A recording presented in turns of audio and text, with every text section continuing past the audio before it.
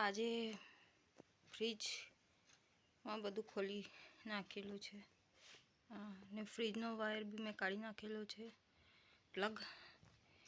ને એ ઘણી બધું સાફ સફાઈ કરું છે, બહુ બધું ગંદુ થઈ ગયેલું છે. લાઇટ નથી એના કારણે બધી આઈસ્ક્રીમો ઓગળી ગઈ હતી, તો પાણી થઈ ગયેલું હતું. અહીંયા ગળી બટાકા મૂકેલા છે, કારણ કે ઉંદરા રહેવા નથી દેતા એમ કરીને બટાકા અહીંયા ગળી મૂકી દીધેલા છે.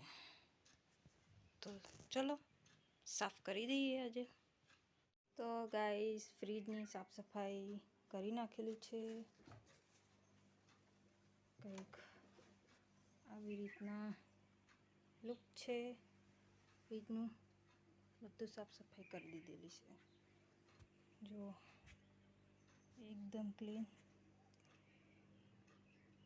ક્લીન કરીને બધું મૂકી દીધેલું છે અંદર.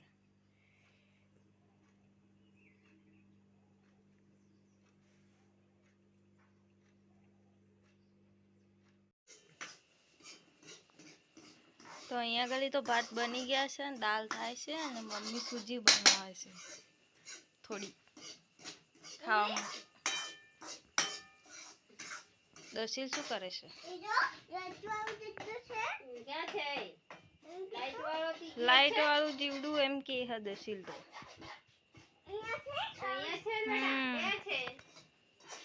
છે નહીં. ડાન્સ કરતા તાર બતાવું હવે હે. અહીંયા તમે જોઈ શકો છો, અહીંયા આગળ દર્શીના દાદી સૂજી બનાવે છે અને મેં દાળ ભાત તો એક બાજુ દાળવાળું ગેસ ચાલુ છે, દાળ થાય છે, ત્યાં આગળ દાળ મેં બનાવી દીધી હતી અને ભાત બી બનાવી દીધા હતા. સૂજી બસ હવે બની જ રહેવાય છે, બની જશે એટલે એના પછી આ બની ગયેલી છે. ઘરે ઉતારી રહેલા છે મારા સાસુ. એક બાજુ હું રોટલા બનાવવાની તૈયારી કરી રહી છું. તો રોટલા બનાવવા અડદાની દાળ બનાવી હતી, એટલે રોટલા બધાને ખાવાની ઈચ્છા હતી, તો રોટલા બનાવું છું હું અહીંયા.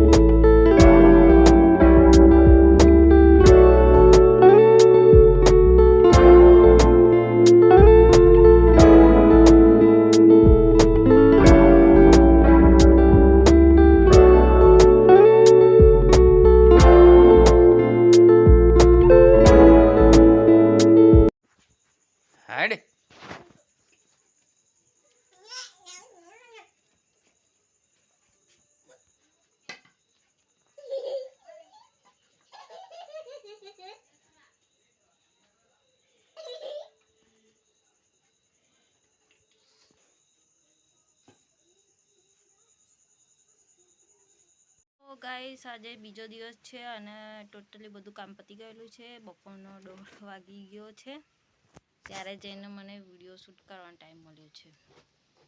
તો આજે પાણી ભર્યું ત્યારે 2 ગોદડી કાઢી ધોવા માટે અને 2-3 કોમળા ધોયા.